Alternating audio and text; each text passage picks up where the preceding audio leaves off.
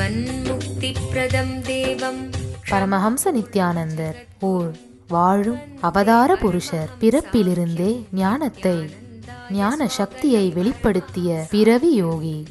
தமிழிலும் ஆங்கிலத்திலும் பரமஹம்சர் அருளியிருக்கும் 500க்கும் மேற்பட்ட புத்தகங்கள் Telugu, Kannadam, Malayalam, Hindi, Samskritam, Gujarati, Oriya, Bengali, Marathi, French, Croatian, Polish, Portuguese, Italy, German, Danish, Spanish, ரஷ்ய மொழி, சீன மொழி போன்ற 26 சர்வதேச மொழிகளில் மொழிபெயர்த்து வெளியிடப்பட்டுள்ளது.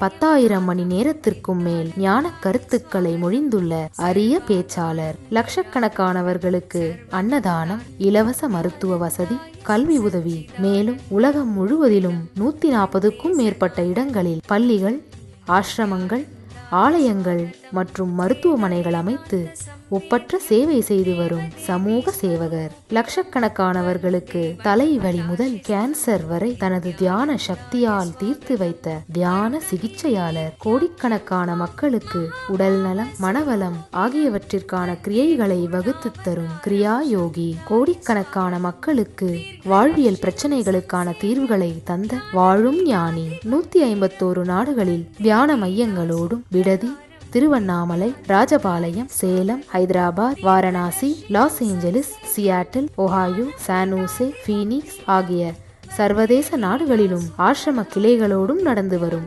உலகளாவிய நித்யானந்த தியானபீட ஆன்மீக இயக்கத்தின் நிறுவனர். 1 கோடிக்கும் மேற்பட்ட சீடர்களால் ஆத்மார்த்தமாக பின்பற்றப்படும் ஞான குரு. தீட்சையின் மூலம் சக்தி பரிமாற்றத்தை நிகழ்த்தும் அவதார சக்தி.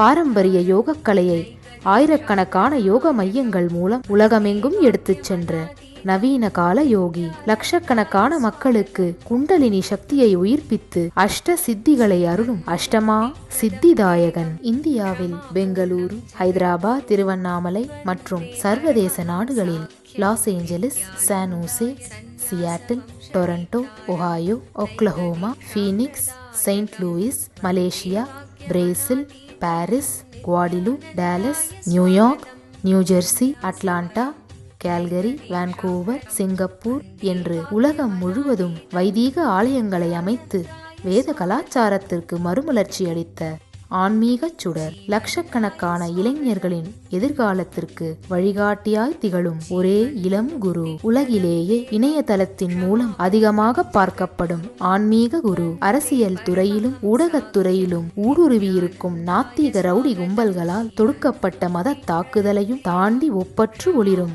ஆன்மீக ஒளி. அசைக்க இயலாத என்றென்றும் நிலைத்திருக்கும் ஞான கல்ப விருட்சம். ஸ்வாகதம் ஆனந்தானுபவாஸ்வாதம் சர்வரோக நிவாரகம் வந்தே பாப விநாசக்தம் நித்யானந்தாய ஸ்வாகதம். நித்யமுக்தம் நிர்விகல்பம் தியானலோக பிரதீபகம் வந்தே சாந்தமயம் பந்தம் நித்யானந்தாய ஸ்வாகதம். ஆனந்தகந்த சஞ்சாரம் சர்வோபாதி விநிர்முக்தம் வந்தே ஞானாலயம் நாதம் நித்யானந்தாய ஸ்வாகதம்.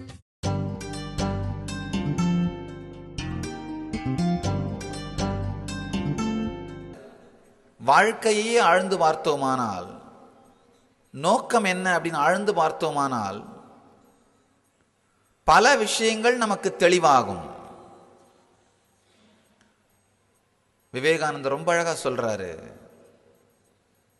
குறிக்கோள் இல்லாத, நோக்கம் இல்லாத ஒருவன்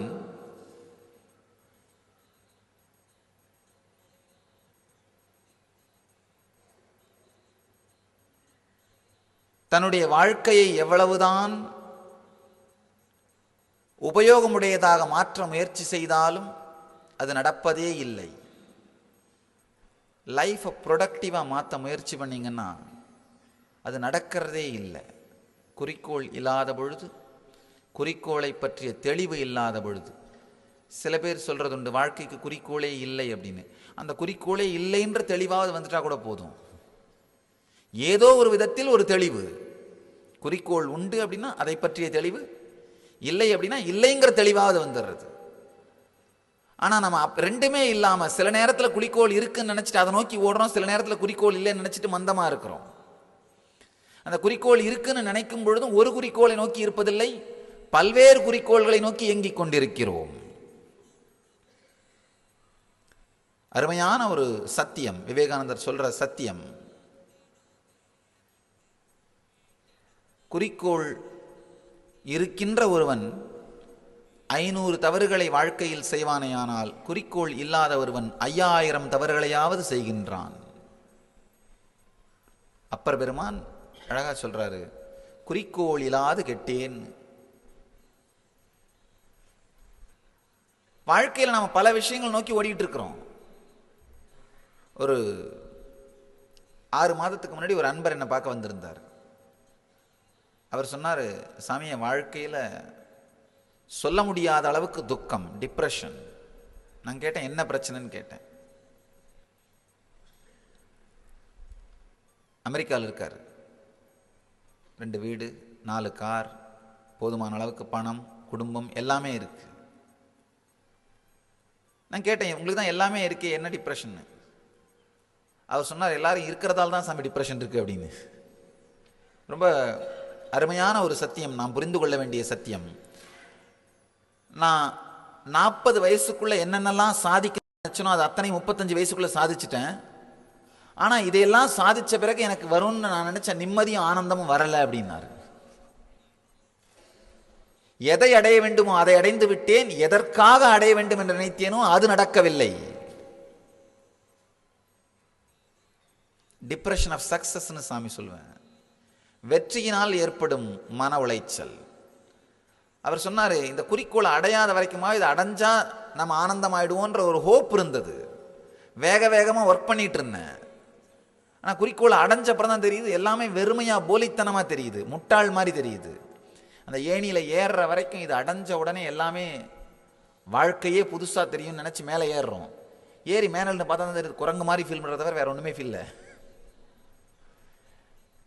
டிப்ரெஷன் ஆஃப் சக்சஸ், வெற்றியின் மூலமாக ஏற்படும் மன உளைச்சல், மன அழுத்தம், வெறுமை. தோல்வி இருக்கும்போது அது அட்லீஸ்ட் ஒரு ஹோப் இருக்கு, எதையோ நோக்கி இயங்குற ஹோப் இருக்கு.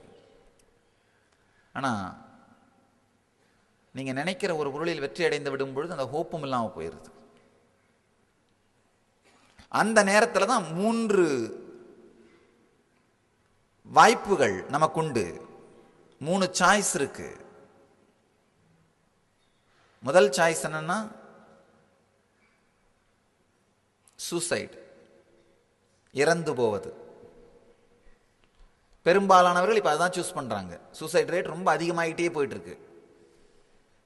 உடனடியாக செத்து போகிற அளவுக்கு தைரியம் இல்லாதவர்கள் நடைபெணமாக வாழ்ந்து கொண்டிருக்கிறார்கள். அப்படியே டல்லாக வாழ்ந்துட்டு இருக்கிறது, பூமிக்கு பாரம்னு சொல்றோம் அந்த மாதிரி இருந்தும் இல்லாதவர்களைப் போல.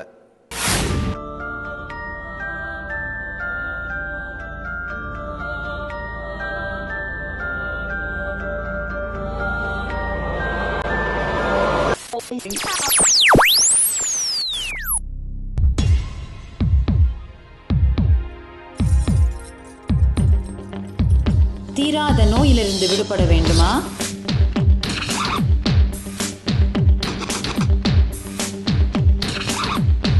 பிரச்சனைகள் இல்லாத உறவுகள் வேண்டுமா? நிம்மதியான உறக்கம் வேண்டுமா? வாழ்க்கையில் மனத்தெளிவும் உற்சாகமும் அதிகரிக்க வேண்டுமா? ஆனந்த ஸ்புரண தியான முகாம் இவை அனைத்தையும் 2 நாட்களில் உங்களுக்கு அனுபவமாக்கி தருகிறது. நாம் வாழ்வில் அனுபவிக்கும் பிரச்சனைகளுக்கும் துக்கங்களுக்கும் காரணம் நம் உடலில் உள்ள 7 சக்தி மையங்களில் பதிந்திருக்கும் எதிர்மறை உணர்வுகளும் நாம் உருவாக்கி வைத்திருக்கும் எதிர்மறை மன அமைப்பும் தான். இதை மாற்றுவதற்கான தியான நுட்பங்களும் தியான பயிற்சிகளும் கற்றுத்தரப்படுகிறது. விழித்துக் கொள்ளுங்கள், ஆனந்தம் உங்கள் பிறப்புரிமை. ஆனந்தமயமான வாழ்க்கை உங்களுக்காக காத்து கொண்டிருக்கிறது.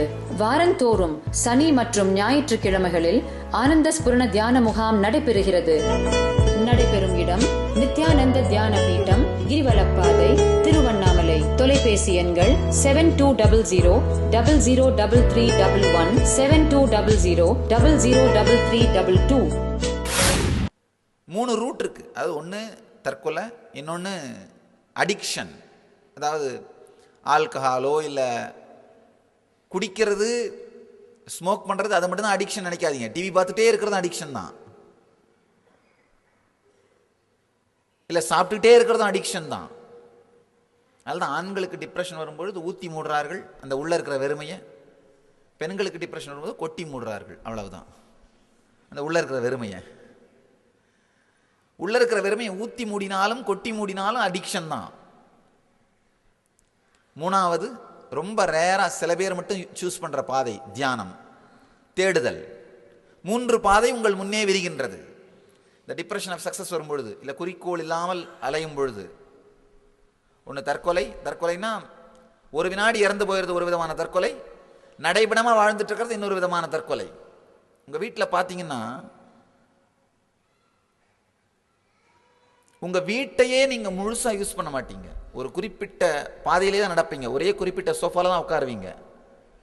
அதுக்கப்புறம் ஒரே மாதிரி மேலே போய் ரூமில் போய் படுத்து தூங்குவீங்க. திரும்ப இறங்கி வரும்போது ஒரே ரூட்டை தான் யூஸ் பண்ணுவீங்க. நல்லா ஆழ்ந்து பார்த்தீங்கன்னா உங்கள் வீட்டையே நீங்கள் முழுசாக யூஸ் பண்ணிட்டு இருக்க மாட்டீங்க. காரணம் என்னன்னா லைஃப் இல்லை. அது குறைந்தபட்ச இயக்கத்தோடு உயிர் வாழ்வது,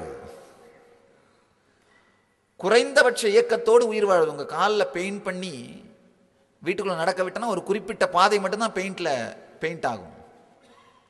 குறைந்தபட்ச இயக்கத்தோடு உயிர் வாழ்வது, நடைபெணம் மாதிரி வாழறது, அதுவும் ஒரு விதத்தில் சூசைட் தான். லிவிங் டெட், ஒரு வாழ்ந்தும் வாழாமல் வாழுதல். வேற வேற பாதைகள் முன்னாடி விரியும் பொழுது சிலர் மட்டுமே தியானம்ங்கிற பாதையை எடுக்கிறார்கள். குறிக்கோள் அப்படிங்கிறத ஆழ்ந்து பார்ப்போம்.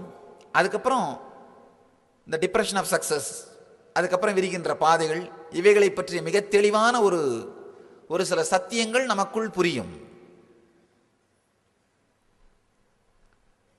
நாம எல்லாருமே எதை தேடினாலுமே, பணமாகட்டும், பொருளாகட்டும், புகழாகட்டும், வேறு எதுவாகட்டும், நமக்குள்ள ஏதோ ஒன்று குறைந்திருப்பதை போல இருக்கின்ற அந்த குறைத்தன்மையிலிருந்து விடுபடத்தான் முயற்சி பண்றோம். எப்ப நீங்க யோசிக்க ஆரம்பிச்சீங்களோ, இந்த கருத்து தெரியறதுன்னு சொல்றோம் இல்லைங்களா, அந்த கருத்து தெரியறதுன்னு நம்ம சின்ன வயசு ரொம்ப விளையாட்டா சொல்லுவோம், எனக்கு கருத்து தெரிஞ்சதெல்லாம் நான் இந்த ஊர்ல இருந்து தான் பிறந்து வளர்ந்தேன்னு. கருத்து தெரியறதுன்னா நான்ற ஐடென்டிட்டி நீங்க ஃபீல் பண்ண ஆரம்பிச்சது. அந்த எப்போ நீங்க நான் இந்த உடல்ன்ற ஐடென்டிட்டியை ஃபீல் பண்றீங்களோ அப்பதான் அந்த ஐடென்டிட்டி ஃபீலிங் வருது. அதுல இருந்து உங்களுடைய வாழ்க்கையை பார்த்தீங்கன்னா எதையோ ஒன்று இழந்த ஒரு ஃபீலிங் இருக்கும். இந்த நான்கிற ஐடென்டிட்டி நீங்க ஃபீல் பண்ண ஆரம்பிக்கிறது முன்னாடி வரைக்கும் இழந்த அந்த உணர்வு இருக்காது. நான்கிற ஐடென்டிட்டியை நீங்க ஃபீல் பண்ண ஆரம்பிச்சதுல இருந்து இன்னைக்கு வரைக்கும் எதையோ ஒன்றை இழந்து விட்ட ஒரு வெறுமைத்தன்மை உங்களுக்குள் இருக்கின்றது. அந்த வெறுமைத்தன்மையை தீர்த்து கொள்வதற்காகத்தான் பல குறிக்கோள்களை நோக்கியும் உங்கள் வாழ்க்கையை இயக்குகிறீர்கள். யாராவது சில பேர் பணம் வந்தா உனக்குள்ள இருக்கிற அந்த வெறுமைத்தன்மை போயிடுன்னு உங்களை நம்ப வச்சுட்டாங்கன்னா பணத்தை நோக்கி ஓடுறீங்க.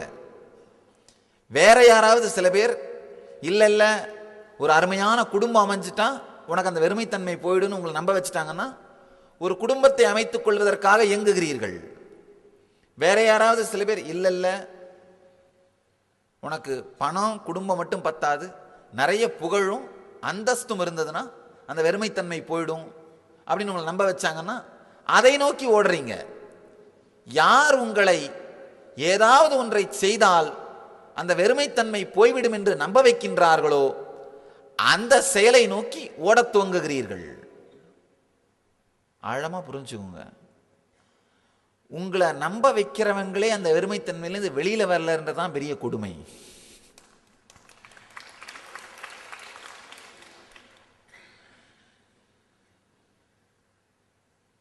பணத்தால உங்களுடைய வெறுமைத்தன்மை போயிடுன்னு சொல்றவங்க பணத்தை வாழ்ந்து இருந்து பார்த்து வெறுமைத்தன்மையில விழுந்து வெளியில வந்திருந்தாங்கன்னா ஓகே. இல்லை வேற புகழால வெறுமைத்தன்மை போயிடுன்னு சொல்றவங்க புகழை அடைந்து பார்த்து தனக்குள்ள திரும்பி பார்த்து வெறுமைத்தன்மை இல்லாம போயிட்டு வெளியில வந்தவங்கன்னா ஓகே. அதுவும் இல்லை. இல்லை ஒரு குடும்பத்தினால வெறுமைத்தன்மை போயிடுன்னு சொல்றவங்க அதை அனுபவித்து பார்த்து அந்த வெறுமைத்தன்மையிலிருந்து வெளியில வந்திருந்தா ஓகே. சொல்றவர்கள் அனுபவிக்காமல் சொல்ல, கேட்பவர்கள் அதை ஆராயாமல் கேட்க, மொத்த இயக்கமுமே ஒரு மூடத்தனமான குறிக்கோள் இல்லாத திசையை நோக்கி இயங்கிக் கொண்டிருக்கிறது. இப்போ உங்களுக்கு இதுதான் குறிக்கோள்னு உங்கள் லைஃப்பில் கற்றுக் கொடுக்கணும் யாராக இருப்பாங்க? உங்கள் அப்பா அம்மாவாக இருப்பாங்க, இல்லை ஆசிரியர்களாக இருப்பாங்க. ஆனால் அவங்க உங்களுக்கு எதை குறிக்கோள்னு கற்றுத்தராங்களோ அதை அவர்களே அடைந்து பார்த்து அதிலே முழுமைத்தன்மை இருக்கின்றதா அப்படின்னு பார்த்துருக்கணும். வெரிஃபை பண்ணல அவங்களே அதை அடையலை. சில மாதங்களுக்கு முன்னாடி ஒரு 14 வயசு பையனை அழைச்சிட்டு ஒரு அம்மா வந்தாங்க. அவங்க கம்ப்ளைண்ட் என்னன்னா, சாமி இவன் நான் என்ன சொன்னாலும் என் பேச்சை கேட்க மாட்டேங்கிறான், எப்படியாவது நான் சொல்றதை கேட்க வைங்க அப்படின்னாங்க. நான் சொன்னேன், நானே எங்க அம்மா பேச்சை கேட்கல,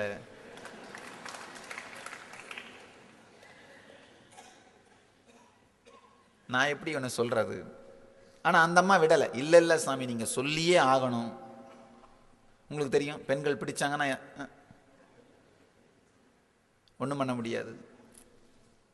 நான் கொஞ்ச நேரம் அவங்களை எப்படியாவது திசை திருப்ப முயற்சி பண்ணி பார்த்தேன். இல்லை இல்லைம்மா நானே ஒழுங்காக கேட்கல எங்கள் அம்மா சொன்னதை. எங்கள் அம்மா எவ்வளோ சொன்னாங்க, ஆனால் நான் முடியாமல் தான் சாமியாராக போயிட்டேன். நான் எப்படிமா சொல்கிறது? அவங்க கொஞ்சம் நேரம் பேசி பார்த்துட்டு, இல்லை சாமி நீங்கள் இதை சொல்லியே ஆகணும், அவன் என் பேச்சை கேட்டே ஆகணும். சரி அதுக்கு மேலே ஒன்றும் பண்ண முடியாததுனால பையனை கூப்பிட்டேன். ஏன்பா உங்கள் அம்மா சொல்கிறத கேட்கப்படாதா? பாரு அவங்க சொல்கிறத நானே கேட்குறேன் பாரு, கொஞ்சம் கேட்டு நடந்துக்கப்படாதா? ரொம்ப ஷார்ப்பாக பதில் சொன்னான் பையன். சாமி அவங்களே ஆனந்தமா நிம்மதியா இல்லை, அவங்க சொல்றது கேட்டு நான் நடந்தா அப்படித்தானே சாமி நானும் வீணா போவேன்.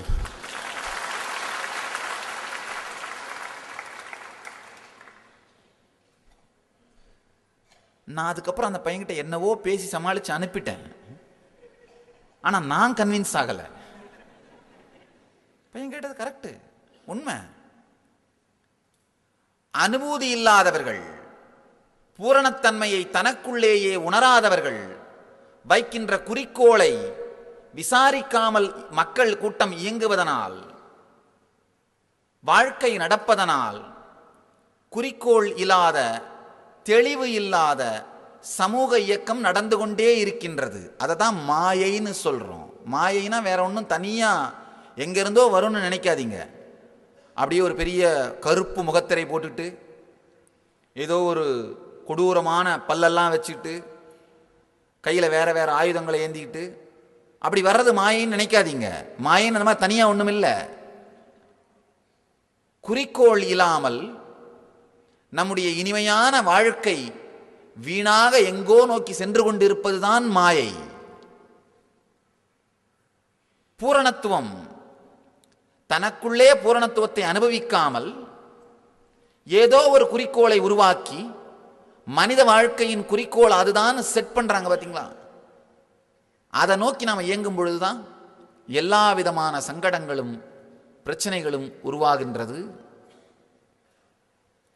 ஆழமான சில சத்தியங்கள். நம்ம 2 பேரும் ஒன்னா சேரும் பொழுது ஏதோ சில மாற்றங்கள் நடக்க வேண்டி இருக்கின்றது. உங்களுக்குள்ள ஏதோ ஒரு சில விஷயங்கள் நடக்க வேண்டியிருக்கு. அதனால தான் 2 பேரும் ஒன்னா உட்கார்ந்துருக்கிறோம். அது நடப்பதற்கு அனுமதியுங்கள்.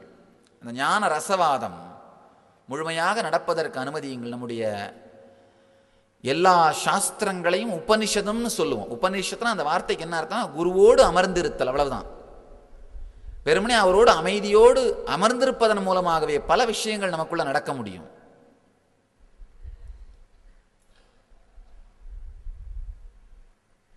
நீச்சல் அடிக்கிறத பத்தி ஒருத்தர் கத்துக்கணும்னு நினைச்சார்.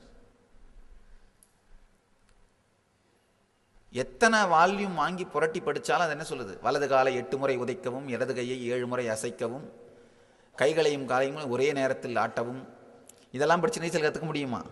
முடியாது. ஃப்ரெண்டு ஒருத்தர் கேட்டார் எப்படி கற்றுக்கிறதுன்னு. அவர் சொன்னார், வாப்பா அழைச்சிட்டு போகிறேன்னு.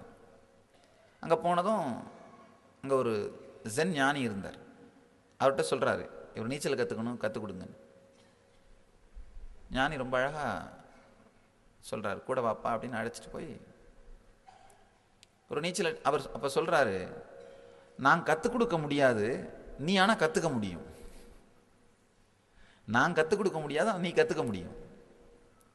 அந்த கற்றுக்க வந்தவருக்கு ரொம்ப ஆச்சரியம். எப்படி அப்படின்னு பாருங்க, அவ்வளவுதான். ஒருத்தர் நீச்சல் அடிக்கிறத பார்க்கும் பொழுது 3 விஷயம் நடக்கும். முதல்ல மனிதன் மிதக்க முடியும்ன்ற நம்பிக்கை நமக்கு வரும். 2வது இவர் செய்யும் பொழுது நம்மளால ஏன் செய்ய முடியாதுன்ற இன்ஸ்பிரேஷன். 3வது அவர் நீச்சல் அடிக்கும் போது ஏற்படுற ஆனந்தத்தை பார்த்து வருகின்ற உற்சாகம், உத்வேகம். நேச்சுரலாக குதிச்சோன்னா முடிஞ்சு போச்சு. இப்படித்தான் நடக்க முடியும். அனுபவமும் எத்தனைதான் வார்த்தைகள் கேட்டீங்கன்னாலும் வெறும் வார்த்தைகளால் நடக்கிறதில்ல. மன அழுத்தம் உங்களை வாட்டுகிறதா? எதிர்காலத்தை பற்றிய பயம் அதிகரிக்கிறதா? கடந்த கால நினைவுகளால் அவதிப்படுகிறீர்களா? உங்களுடைய இந்த எல்லா பிரச்சனைகளுக்கான மூல காரணம் சிறு வயதிலிருந்தே உங்களுக்குள் உங்களை சுற்றி இருக்கும் சமூகத்தால் உருவாக்கப்பட்ட எதிர்மறையான மன அமைப்பு. நித்யானந்த ஸ்புரண தியான அனுபவ முகாம் உங்களின் எதிர்மறையான மன அமைப்பை மாற்றுவதற்கான சக்தி வாய்ந்த தியான முறைகளும் தியான பயிற்சிகளும் இத்தியான முகாமில் அளிக்கப்படுகிறது. இந்த 4 நாட்களும் உங்களுக்குள்ள இருக்கிற அந்த லேயர் பை லேயரான சம்ஸ்காரங்களை ஆழ்ந்து வெளியில் எடுக்கிறது தான் செய்ய போறேன். நீங்கள் பிறந்த போது இருந்த அதே கபடமில்லாத ஆனந்த உணர்வை திரும்ப பெற நித்யானந்த ஸ்புரண தியான முகாம் ஒரு அரும்பெரும் வாய்ப்பு. ஒரு ஞானியினுடைய சாநித்தியத்தில் உட்காரும் பொழுது அவர் அந்த ஆனந்த சாகரத்திலே நீந்துகிற மீனை போன்றது. அந்த சாநித்தியம் நீங்கள் நேரடியாக உணர்ந்தாலும் உணராவிட்டாலும் உங்களுடைய உள்ளுணர்வை ரொம்ப இன்ஸ்பயர் பண்ணும், ஆழமாக இன்ஸ்பயர் பண்ணும். அது உங்களை ஆழமாக உற்சாகப்படுத்தி உத்வேகப்படுத்தும். அதனால் வேற எந்த நடவடிக்கைகளிலும் கவனம் செலுத்தாமல் உடலால் மட்டுமல்லாமல் உணர்வாலையும் இங்கே இருந்தீங்கன்னா உங்களுக்குள் மிகப்பெரிய ஆன்மீக மாற்றங்கள் நிகழ முடியும். பூரணத்தன்மை, இதை பற்றி சொல்லிட்டு இருந்தேன். நம்ம வாழ்க்கையில் ஃபீல் பண்ணுற அந்த எம்டினஸ், அதுலேருந்து வெளியில் வர்றதுக்காகத்தான் என்னென்னவோ செஞ்சிட்டு இருக்கிறோம். நாம் செய்கிற எல்லாமே நமக்குள்ள இருக்கிற அந்த வெறுமைத்தன்மையிலிருந்து வெளியில் வர்றதுக்கான அந்த பூரணத்தன்மையை அடைவதற்கான முயற்சிகள் தான். பணத்தால் அது வரும் நம்பணும்னா பணத்தை நோக்கி ஓடுறோம், உறவுகளால் அது வரும் நம்பினா உறவுகளை நோக்கி ஓடுறோம், உடல் நலத்தால் அது வரும் நம்பணும்னா உடல் நலத்தை நோக்கி ஓடுறோம். ஆனால் நம்ம எதை நோக்கி ஓடினாலும் இறுதியாக ஒரே ஒரு விஷயத்தை நோக்கி தான் ஓடுறோம். எதை நோக்கி ஓடுவதாக நீங்கள் நினைத்து கொண்டிருந்தாலும் பூரணத்தன்மையை நோக்கித்தான் நீங்கள் இயங்கிக் கொண்டிருக்கிறீர்கள். எதை நோக்கி நீங்கள் பணத்தை நோக்கி ஓடுறதா நீங்கள் நினைச்சிட்டு இருந்தாலும் பணத்துக்காக நீங்கள் பணத்தை சம்பாதிக்கல, பணத்தாலே ஒரு முழுமைத்தன்மை உங்களுக்கு கிடைக்கும்னு நினைக்கிறதால பணத்தை நோக்கி ஓடுறீங்க. வெறுமனே பணத்துக்காக சம்பாதிக்கிறீங்களா? கிடையாது. இப்போ இன்னையில் ஒரு வேளை திடீர்னு இன்னைக்கு யாராவது ஒருத்தர் குறிப்பிட்ட நாட்டோட கரன்சிக்கு வேல்யூவே இல்லைன்னு டிக்ளேர் பண்ணிட்டாங்கன்னா யோசிச்சு பாருங்க. உதாரணத்துக்கு இந்தியாவோட கரன்சிக்கு வேல்யூ இல்லைன்னு சொல்லிட்டாங்க, நம்ம பணத்தை நோக்கி ஓடுவோமா? ஓட மாட்டோம். அதன் மூலமாக ஏதோ ஒரு சில பொருட்கள் பெறப்படுகின்றன. பெறப்படுகின்ற பொருட்கள் எனக்கு ஒரு முழுமைத்தன்மையை அளிக்கும்னு நம்புறோம். எல்லாமே அப்படித்தான். உண்மையில் பார்த்தீங்கன்னா எல்லா குறிக்கோளுமே இறுதியில் பூரணத்தன்மை, நமக்குள் இருக்கின்ற முழுமைத்தன்மை என்கின்ற ஒரே குறிக்கோளை நோக்கி தான் திரும்புகின்றது. உறவுகள் கூட அப்படித்தான். சாந்தோக்கிய உபனிஷதம் மிக அருமையாக சொல்கின்றது. கணவனுக்காகவோ மனைவிக்காகவோ நாம் அன்பை செலுத்துவதே இல்லை. அவர்கள் மூலமாக நமக்கு கிடைக்கின்ற பூரணத்தன்மைக்காகத்தான் அவர்கள் மீது அன்பை செலுத்துகிறோம். அந்த நபர் மூலமா நமக்குள்ள ஏதோ ஒன்று முழுமையடையுது. கணவனால தனக்கு ஒரு பாதுகாப்பு தன்மை உணரப்படுகிறது, அந்த பாதுகாப்பு தன்மை முழுமையளிக்கின்றது, அதுக்காக கணவன் மேல் அன்பு. மனைவினால ஏதோ ஒரு சுகம், ஒரு திருப்தி, அது நமக்கு ஒரு முழுமைத்தன்மை அளிக்கிறது, அதுக்காக அவர்கள் மீது அன்பு.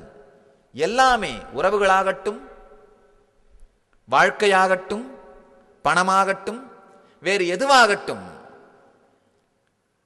அடிப்படையாக முழுமைத்தன்மைங்கிற ஒரு குறிக்கோளை நோக்கிய இயக்கம்தான். அந்த முழுமைத்தன்மை அப்படிங்கிற ஒரு குறிக்கோளை வேற வேற திசையில் நாம் எல்லாருமே டிராவல் பண்ணி அடையிறோம். சில பேர் மூக்க நேராக இப்படி தொடுறாங்க, சில பேர் இப்படி சுற்றி தொடுறாங்க, சில பேர் எங்கேயோ கையை விட்டு வளைச்சி எடுத்துன்னு மூக்கு தொட முயற்சி பண்ணுறாங்க. இந்த வழியாக போய் மூக்கு தொட்டா தொட முடியும்னு நினச்சி தொட வரும்பொழுது கையை எங்கேயாவது கொடுத்து மாட்டிக்கிறார்கள். என்னென்னவோ நடக்கலாம். ஆனால் எல்லாருக்குமே குறிக்கோள் ஒன்றாகத்தான் இருக்கின்றது. பூரணத்தன்மையை அடைவதுங்கிற குறிக்கோள் ஒன்றாகவே தான் இருக்கின்றது. நேரடியாக அந்த பூரணத்தன்மையை உணர்வதைத்தான் நாம் ஞானம், ஆன்மீகம் என்ன வேணா சொல்கிறோம். அதை வேற வேற நோக்கத்தில் உணர முயற்சி பண்ணுறது தான் மெட்டீரியலிசம்னு சொல்கிறோம். எப்படியா இருந்தாலும் நோக்கம் ஒன்று தான், அந்த பூரணத்தன்மையை உணர்வது, பூரணத்தன்மையை நமக்குள் அனுபவிக்க முயற்சி செய்வது. நல்லா ஆழ்ந்து பாருங்க. எந்த ஒரு பொருளை நோக்கி நாம் ஓடும் பொழுதுமே அது வந்த உடனே நமக்கு ஒரு பூரணத்தன்மை இருக்குன்னு நம்ம நம்புகிறோம். அதனால தான் அதை நோக்கி ஓடுறோம். அது இல்லாததுனால ஒரு குறைத்தன்மை இருக்குன்னு நம்ம நம்புகிறோம், அதனால தான் ஓடுறோம். ஒரு சின்ன உதாரணம். தலைவலி வந்தால் உடனே மருந்து சாப்பிட்டு தலைவலியிலேருந்து வெளியில் வரணும்னு நினைக்கிறோம். காரணம் என்ன? ஏன்னா தலைவலி இல்லாத ஒரு உணர்வை நாம் அனுபவித்திருக்கின்றோம். அதனால தான் என்ன நினைக்கிறோம், தலைவலி வந்தோடனே இது நம்முடைய சகஜம் கிடையாது, தலைவலி இல்லாத ஒரு உணர்வு தான் நம்முடைய சகஜ நிலை அப்படின்னு மருந்தை சாப்பிட்டு தலைவலி இல்லாத அந்த உணர்வுக்குள்ளே போக முயற்சி பண்ணுறோம். அதே மாதிரி தான் தலைவலி இல்லாத ஒரு உணர்வை ஏற்கனவே அனுபவித்ததனால்தான் தலைவலி இருந்து நாம் விடுபட முயற்சி செய்கின்றோம். அதே போல இந்த குறைத்தன்மையிலிருந்து நாம் விடுபட முயற்சி செய்கிறது காரணம், ஏற்கனவே எப்போதோ நமக்கு அறிந்தோ அறியாமலோ நம்முடைய வாழ்க்கையில் பூரணத்தன்மையை நாம் உணர்ந்திருக்கின்றோம். அதனால தான் இதிலிருந்து வெளியில் வர பூரணத்தன்மையை அடைய முயற்சி செய்கின்றோம். உங்களுடைய எல்லா ஆசைகளை நோக்கி நீங்கள் பூரணமாக செய்து கொள்ள, பூரண ஆசைகளை பூர்த்தி செய்து கொள்ளுகின்ற உங்கள் முயற்சிக்கு காரணம் என்னன்னா, ஏற்கனவே நீங்கள் அந்த பூரணத்தன்மையை உணர்ந்திருக்கிறீங்க. அதனால தான் என்ன பண்ணுறீங்க, ஒரு ஆசை வந்த உடனே அதிலிருந்து வெளியில் வர முயற்சி பண்ணுறீங்க. ஏன்னா அந்த ஆசை உங்கள் சகஜம் கிடையாது, உங்களுடைய இயற்கை சுபாவம் அது கிடையாது.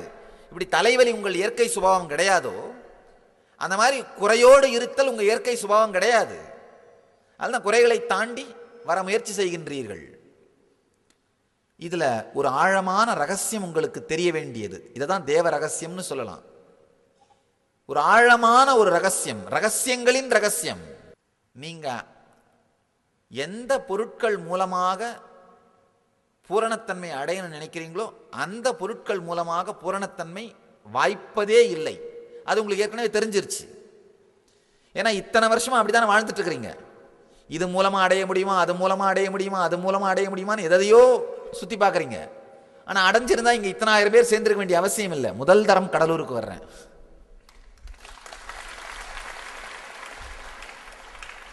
இவ்வளோ பேர் சேர்ந்துருக்க வேண்டிய அவசியம் இல்லை. சேர்ந்துருக்கிறீங்க அப்படின்னா என்ன அர்த்தம்? பொருட்களின் மூலமாக பூரணத்தன்மை அடையப்படவில்லை. அடுத்த ரகசியம் தான் முக்கியமானது, நீங்க தெரிஞ்சுக்க வேண்டியது. உங்க அனுபவம் என்னன்னா, பொருட்களின் மூலமாக பூரணத்தன்மை அடையப்படவில்லை என்றதான் உங்க அனுபவம். என்னுடைய அனுபவம் என்னன்னா, நேரடியாக பூரணத்தன்மை அடையப்படும் பொழுது நாம் தேடிக்கொண்டிருந்த பொருட்கள் எல்லாம் தானாகவே நம்மை நோக்கி வருகின்றன.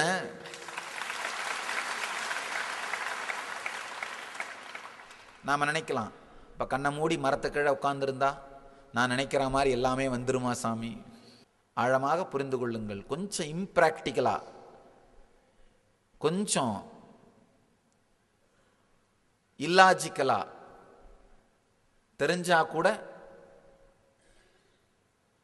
கொஞ்சம் நம்ப முடியாததாக இருந்தாலும் கூட என்னுடைய விடை நீங்கள் ஆழமாக கவனிக்கப்பட வேண்டியது. ஆழ்ந்து புரிந்து கொள்ளுங்கள். பூரணத்தன்மையை நேரடியாக நோக்கி செல்லும் பொழுது நீங்கள் அடையணும் கூட நான் சொல்ல வரல, அதை நோக்கி நீங்கள் பிரயாணம் பண்ணும் பொழுதே உங்களுக்குள்ள பொங்குகிற சக்தி, அபரிமிதமான சக்தி, உடல் நலமாகவும் மனநலமாகவும் நல்ல விஷயங்களை, பொருளாதாரத்தை உங்களை நோக்கி ஈர்க்கின்ற சக்தியாகவும் பொங்கி பெருகுகின்றது. வாழும் ஞானி பரமஹம்ச நித்யானந்தர் வழங்கும் கல்பத்தரு முழுநாள் ஞான அனுபவ முகாம். கல்பத்தருவில் நீங்கள் பெறும் உடல் நலம், வாழும் ஞானியிடம் நீங்கள் பெறும் தீட்சை உங்களின் உடலிற்கும் மனதிற்கும் சக்தியளித்து குணமளிக்கின்றது. தொடர்ந்து பெறும் தீட்சைகளால் ஒரு மனிதருக்குள் 1300% வரை சக்தி அதிகரிக்க முடியும். இது உடல் நலத்தை நேரடியாக அதிகரிக்கின்றது. தொடர்ந்து 21 நாட்கள் எடுத்துக்கொள்ளும் தீட்சை மேற்சொன்ன சக்தி மாற்றங்களை உங்களுக்குள் நிலையான அனுபவமாக மாற்றுகின்றது.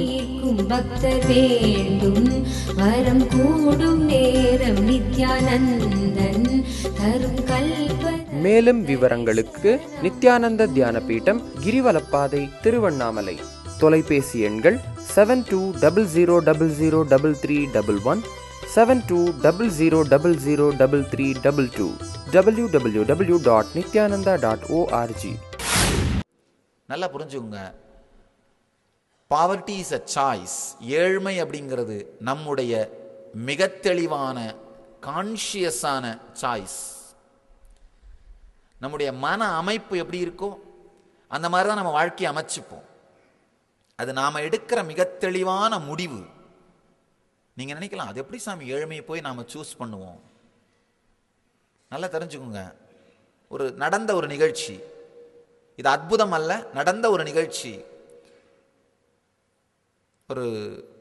ஒரு வருடத்துக்கு முன்பு இருக்கலாம், அமெரிக்காவில் நம்ம பக்தர் ஒருத்தர், நமக்கு தெரிஞ்ச ஒரு ஃபேமிலி, ஆந்திராவிலேருந்து போய் செட்டில் ஆன ஃபேமிலி, தெலுங்கு ஃபேமிலி. அவங்க ஃபேமிலியில் ஒரு குழந்தைக்கு ஆட்டிசம் தமிழ் வார்த்தை என்ன சொல்லுவீங்க? மன வளர்ச்சி குன்றிய, இப்படி சொல்லலாம் இல்லையா? எக்ஸாக்டான தமிழ் வார்த்தை எனக்கு தெரியல. ஆட்டிசமே இப்போ பாப்புலர் ஆயிடுச்சு, அந்த வேர்டு பாப்புலர் ஆயிடுச்சு. இந்தியாவுக்கு இழைக்கப்படுகின்ற மிகப்பெரிய கொடுமையில் இது ஒன்று. இந்த மாதிரியான வியாதிகள்லாம் நம்ம நாட்டில் ரொம்ப நாளாக இல்லாமல் இருந்தது, இப்போ இதெல்லாம் வர ஆரம்பிச்சிருச்சு. எனிஹவ், ஆட்டிசம், ஆர்டிஸ்டிக் சைல்டை அழைச்சிட்டு வந்தாங்க. வந்து சாமி நீங்கள் இந்த குழந்தைய ஹீல் பண்ணணும்னு சொன்னாங்க. யூஸ்வலாக ஹீலிங்காக வருவாங்க. சாமி என்ன சொன்னால், சரி நல்லது, அதுக்கு என்னென்னு கையை தலை மேலே வச்சோம். அந்த குழந்தை தெலுங்கு பேரண்ட்ஸுக்கு பிறந்து வளர்ந்த குழந்தை. அந்த வீட்டில் யாருக்குமே தமிழ் தெரியாது, தமிழ் தெரியறதுக்கான வாய்ப்பே இல்லை. ரொம்ப சின்ன குழந்தை, ஒரு 3-4 வயசு இருக்கலாம்னு நினைக்கிறேன். அது எந்திரிச்சு நடக்க முடிகிற அளவுக்கு வயசு. இது நடந்த நிகழ்ச்சி. சாமி தலைமையில் கையை வச்ச உடனே அந்த குழந்தை கையை எடுறா அப்படின்னு சுத்த தமிழில் சொல்லிச்சு. தெளிந்த நம்முடைய கிராமத்து தமிழில். நான் கொஞ்சம் அசந்துட்டேன். சிங்குலர்ல, அதுவும் மரியாதையோட கூட இல்லை. நான் நினைச்சேன் இந்த மாதிரி இந்த பொசஸ் பண்ண மாதிரி ஏதாவது இந்த ஸ்பிளிட் பர்சனாலிட்டி மாதிரி ஸ்கிசியோஃப்ரெனியாவான்னு நினைச்சு யார் பேசுறதுன்னு கேட்டேன். யாருன்னு தெரியல, இந்த உடம்புக்கு சொந்தக்காரன் தான் பேசுறேன், கையை எடுறா. நான் உடனே ஏன் ஹீல் பண்ண வேணாம்னு நினைக்கிறீங்க, உங்களை நான் ஹீல் பண்ணிடுறேன் அப்படின்னு. அப்போ சாமிக்கு புரிஞ்சது, அந்த உணர்வு எந்த பீயிங் அந்த உடம்புல இருக்கோ அந்த பீயிங் பேசுது. ஏன் கையை எடுக்க சொல்கிறீங்க, உங்களுக்கு ஹீல் பண்ண வேணாம்னு நினைக்கிறீங்களான்னு. அப்போ அந்த குழந்தை தெளிந்த தமிழில் ஆன்சர் பண்ணுது. அந்த குழந்தை பேசவே முடியாத ப்ராப்ளம் ஆக்சுவலாக. அப்படி பேசியிருந்தாலும் தெலுங்கில் தான் பேசியிருக்கேன், ஏன்னா தெலுங்கு ஃபேமிலி அவங்க. சுத்தமான தமிழில் குழந்தை ஆன்சர் பண்ணுது, தெளிவான தமிழில். எனக்கு ரொம்ப ஆச்சரியமாக போயிடுச்சு. இது கான்ஷியஸாக நான் முடிவெடுத்தேன் இந்த மாதிரி பிறக்கணும் அப்படின்னு. நான் எதுக்குன்னு கேட்டேன். இல்லை, ரெஸ்பான்சிபிலிட்டி எடுத்து வாழற வாழ்க்கையை பல தரம் வாழ்ந்து எனக்கு போர் அடிச்சிருச்சு. அதனால் ஒரு தரம் எந்த ரெஸ்பான்சிபிலிட்டி எடுக்காமல் மற்றவங்க எனக்கு கேர் எடுத்து அந்த மாதிரி வாழணுன்ற ஒரு வாழ்க்கையை வாழணும்னு நினச்சேன். அதுக்காக இந்த மாதிரி பிறந்தேன். நான் அடுத்த கேள்வி கேட்டேன், உங்கள் அப்பா அம்மா ரொம்ப நல்லவங்க, அவங்களுக்கு கஷ்டமாக இருக்காதா, அவங்களுக்கு துக்கமாக இருக்குமே, இந்த வீட்டில் ஏன் வந்து பிறந்த அப்படின்னு. உடனே இந்த குழந்தை சொல்லுது, அவங்க ரொம்ப நல்லவங்க, அதனால தான் இந்த வீட்டில் பிறந்த, என்னை கேர் எடுத்துப்பாங்க.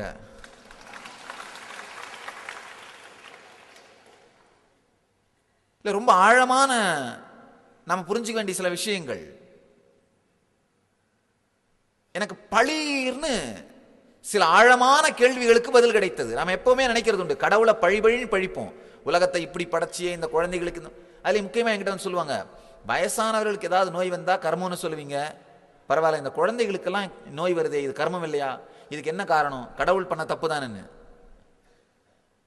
நல்லா தெரிஞ்சுக்கோங்க, பிரபஞ்சம் ஆழமான முழுமையான கருணை மயமானது. God is not a sadist. அவர் துக்கத்தை அளிப்பதற்காக உங்களை இங்க அனுப்பல. கட்டாயமா நம்ம ஒவ்வொருவருடைய வாழ்க்கையினுடைய முடிவிலும் காரணத்திலும் நாம் பொறுப்பாக இருக்கின்றோம். அந்த ஆழமான சத்தியம் எனக்கு புரிஞ்சது. அந்த குழந்தையோட பேசுனது எனக்கே ஒரு பெரிய ரிவிலேஷன். அது நான் என்ன படிச்சிருக்கணும், தத்துவம்னு படிச்சிருக்கணும், அதை சத்தியம்னு உணர்ந்தேன். தத்துவம்னு படிக்கிறது ஒன்று, சத்தியம்னு உணர்றது இன்னொன்று.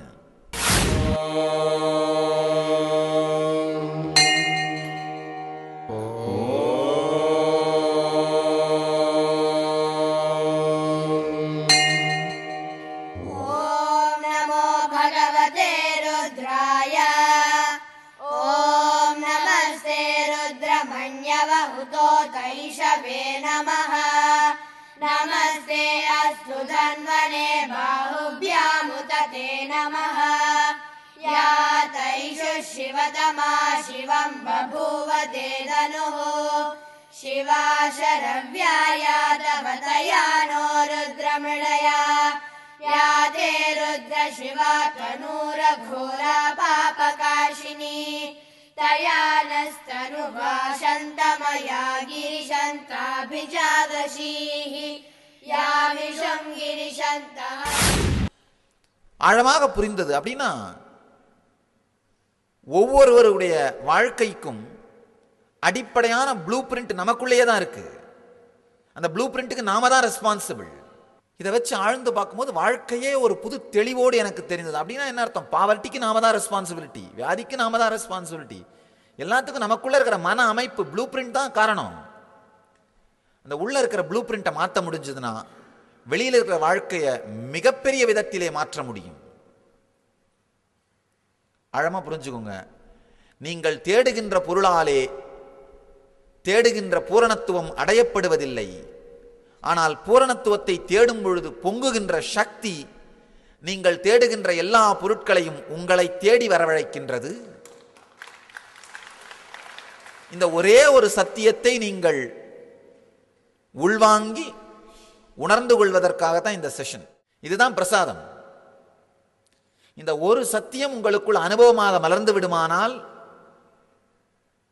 இந்த ஒரு சத்தியம் வெறுமனே வார்த்தையா இல்லாமல் அனுபவமாக, அடுத்த ஒரு தியானம் பண்ண போறோம். இந்த சத்தியத்தை அனுபவமாக்குவதற்காக ஒரு தியானம். இந்த ஒரு சத்தியம் உங்களுக்குள் அனுபவமாக மலர்ந்து விடுமானால், நான் உங்களுக்கு என்ன உங்களோட பகிர்ந்து கொண்டு நினைக்கிறேனோ அதை பகிர்ந்து கொண்டு விட்டேன். என்னுடைய வாழ்க்கையின் அனுபூதி, இத்தனை வருஷமா வாழ்ந்து என்னுடைய வாழ்க்கையின் அனுபூதியா எதை நான் உங்களோட பகிர்ந்து கொண்டு நினைக்கிறேனோ அதை உங்களோடு பகிர்ந்து கொண்டு விட்டேன்னு அப்படிங்கிற திருப்தி எனக்கு இருக்கும். ரொம்ப அழகா கீதையில கிருஷ்ணன் சொல்றாரு, யோகக்ஷேமம்னு.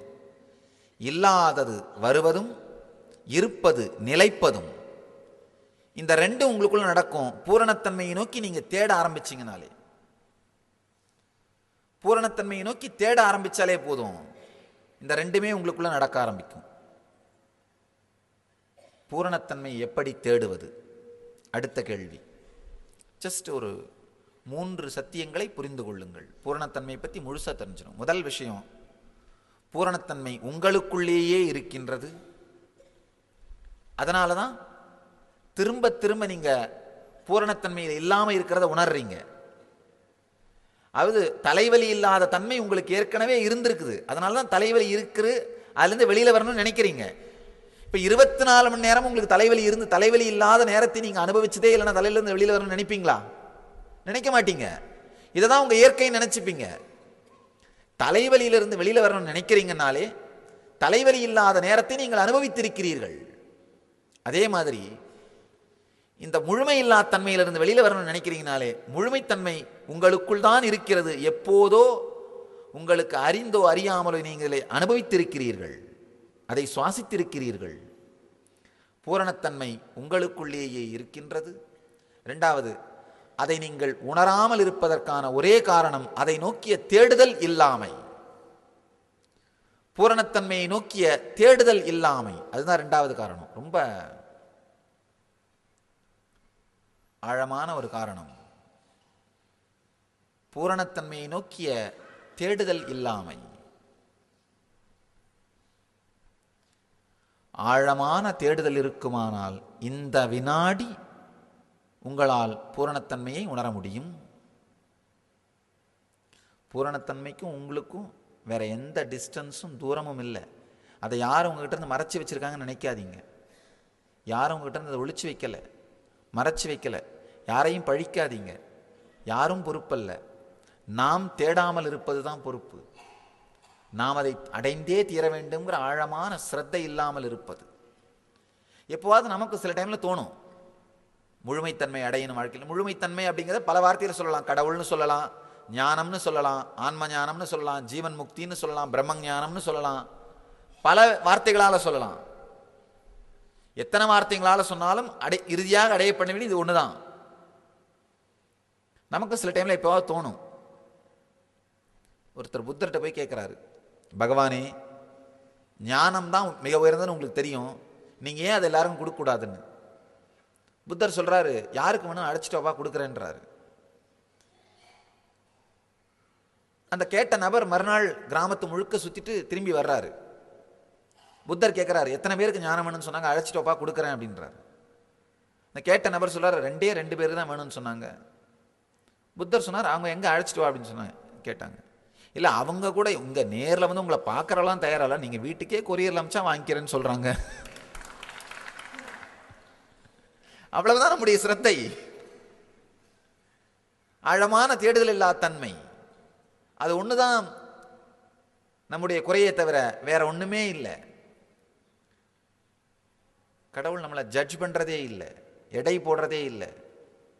அவர் ஜட்ஜ் பண்றதுக்காக இல்லை. நம்ம குவாலிஃபிகேஷன்லாம் எதுவும் தேவையில்லை. தேடுதல் ஒன்றே ஒன்று போதும். அது ஒன்று தான் குவாலிஃபிகேஷன். வேற எந்த குவாலிஃபிகேஷனும் தேவையில்லை.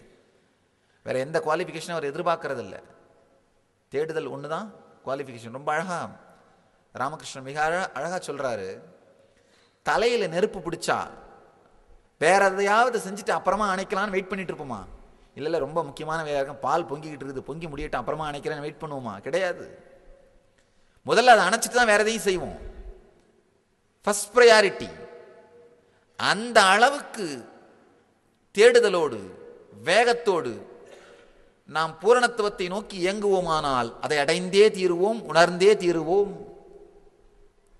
இன்னொரு அருமையான ஒரு உதாரணம் ராமகிருஷ்ணர் சொல்றது தான்.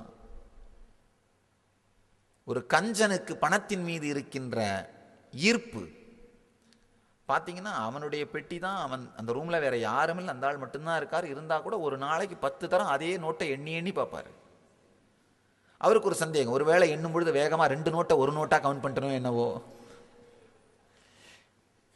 சில பேருக்கு சில சந்தேகங்கள் உள்ள, அடிக்கடி என்ன நோட்டு குட்டி போடுமோ என்னவோ, யாருக்கு தெரியும். சந்தேகங்கள் எத்தனை தரம் எண்ணினாலும் அந்த பெட்டியில வச்சுட்டு அவ்வளவுதான் இருக்கும். கஞ்சனுக்கு பணத்தின் மீது இருக்கின்ற ஆழமான ஈர்ப்பும் ஒரு இனிமையான சக்தி வாய்ந்த மகா ருத்ரஹோமம் மற்றும் ருத்ராபிஷேகம். ருத்ரர் என்றால் பாவங்களிலிருந்தும் துக்கங்களிலிருந்தும் விடுவிப்பவர் என்று பொருள். சிவபெருமானே ருத்ரர் எனப்படும் புதுப்பிக்கும் கடவுளாக அருளுகின்றார். வேதங்களின் மத்தியில் இந்த ருத்ரம் அமைந்துள்ளது. பஞ்சபூதங்களில் ஒன்று அக்னி.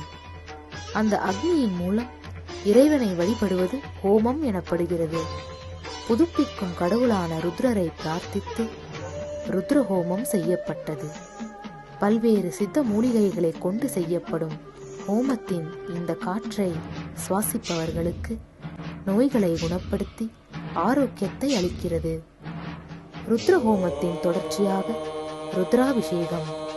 சக்தி வாய்ந்த ருத்ர மந்திரங்களை ஓதிக்கொண்டே ஸ்ரீ நித்யானந்தேஸ்வரருக்கு புனித அபிஷேக பொருட்களால் அபிஷேகம் செய்து வழிபடுவதே ருத்ராபிஷேகம். ஒரு வாழும் ஞானியால் செய்யப்படும் சக்தி வாய்ந்த ருத்ராபிஷேகத்திற்கு நம்முடைய நேர்மறையான பிரார்த்தனைகளை நிறைவேற்றும் சக்தி உண்டு. இணைப்பு அந்த ஃபீலிங் கனெக்ஷனை ஃபீல் பண்ற காதலனுக்கும் காதலிக்கும் இருக்கின்ற உறவு ஈர்ப்பும், இந்த பியூர் ரொமான்ஸ்னு சொல்லுவோம். இந்த ஆழமான இணைப்பு 24 மணி நேரம் என்ன வேலை செஞ்சுட்டு இருந்தாலும் அவருடைய நினைவாகவே இருக்கும், அவளுடைய நினைவாகவே இருக்கும். இந்த பியூர் ரொமான்ஸ். ஆக்சுவலாக அந்த பியூர் ரொமான்ஸ் நம்முடைய வாழ்க்கையோட ஒரு பாகமாக இருக்கிறதே இல்லை, அது மறைஞ்சு போயிடுச்சு. இந்த பியூர் ரொமான்ஸ் நடக்கிற அளவுக்கு நம்மலாம் ஃப்ரெஷ்ஷாக இருக்கிறது இல்லை. நம்ம லைஃப்பில் சின்ன வயசுலேருந்தே அளவுக்கு மீறி இந்த சினிமாவும் கற்பனைகளையும் பார்த்து அந்த சினிமாவில் வர்ற அந்த ஃபேண்டசியை தான் நம்ம ரொமான்ஸாக எனாக்ட் பண்ணுறோம், ரீஎனாக்ட் பண்ணுறோம். நம்ம எல்லா ரொமான்ஸுமே செகண்ட் செஷன், ஃபர்ஸ்ட் செஷன் கிடையாது. ஃபர்ஸ்ட் செஷனுக்கு தான் பியூர் ரொமான்ஸ்ன்ற பேர் உண்டு. பியூர் ரொமான்ஸ்னா உண்மையிலே பியூர் ரொமான்ஸ் பார்த்தீங்கன்னா பக்தி. பியூர் ரொமான்ஸ் மலர்ந்ததுன்னா கணவனோ மனைவியோ கடவுளாக தெரிவார்கள். கல்லானாலும் கணவன் அப்படின்னு சொல்கிறது எப்போன்னா அந்த பியூர் ரொமான்ஸ் நடக்கும்போது. அதெல்லாம் நம்ம லைஃப்பில் இல்லாமல் போயிடுச்சு, அதெல்லாம் அவுடேட்டட் ஆயிடுச்சு. அதனால தான் நமக்கு ஆண்டாள் கிருஷ்ணன் மேலே வச்சிருந்த பக்தியையோ, இல்லை மீரா கிருஷ்ணன் மேலே வச்சிருந்த பக்தியையோ, இல்லை ராதா ஃபீலிங் கனெக்டடாக இருந்ததையோ நம்பவே முடியறதில்ல. அதை நம்மளால் படித்தா கூட என்ன பண்ணுறதில்ல, கனெக்ட் பண்ணி பார்க்க முடியறதில்ல. ஏன்னா அந்த மாதிரி ஒரு எக்ஸ்பீரியன்ஸ் நம்ம லைஃப்பில் நடக்கிறதே இல்லை. மனித இனத்திற்கு இழைக்கப்பட்ட மிகப்பெரிய கொடுமை இந்த ஃபேண்டசியை விற்கிறாங்களே, அந்த கனவு தொழிற்சாலை, ஃபேண்டசி இண்டஸ்ட்ரி, ட்ரீம் இண்டஸ்ட்ரி, அவங்க மனித இனத்துக்கு இழைச்ச மிகப்பெரிய கொடுமை என்னன்னா பியூர் ரொமான்ஸை டைரக்டாக எக்ஸ்பீரியன்ஸ் பண்ணுற கெப்பாசிட்டி மக்கள்கிட்ட இருந்து எடுத்துட்டாங்க. இப்போ உங்களுக்கெல்லாம் பார்த்தீங்கன்னா இந்த சினிமா சீன்ஸில் வர்ற அந்த ட்ரெஸ்ஸோட, அந்த ஆக்ஷனோட, அந்த பாடி லாங்குவேஜோடு இருக்கிற நபர்களை பார்த்தா ஏற்படுற ஒரு ஈர்ப்பை அந்த அப்படியே ரிப்ளிகேட் பண்ணுறது, அவ்வளோதான். ரீஎனாக்ட் பண்ணுறது, அவ்வளோதான். இந்த motor bike, cellphone, cigarette, jeans, வேறு எதுவும் இல்லை. ஜீன்ஸ் எவ்வளோ நாளுக்கு இருக்கும்? இது கலர் வெளுத்த உடனே நம்ம ரொமான்ஸ் வெளுத்து போயிடும். வாழ்க்கையில் எதை நோக்கி தேடினாலும், எதை நோக்கி இயங்கினாலும் அது ஆழமாக பார்த்தீங்கன்னா பூரணத்தன்மைன்ற ஒன்று நோக்கி தான் சேருது. இந்த பூரணத்தன்மை அப்படிங்கிறது உங்களுக்குள்ளேயே இருக்கிறது. அதை அடையாமல் இருப்பதற்கான காரணம் தேடுதல் இல்லாமை. அந்த தேடுதல் எப்படி இருக்கணும்னு ராமகிருஷ்ணர் சொன்னதை தான் சொல்ல வந்துட்டு இருந்தேன்.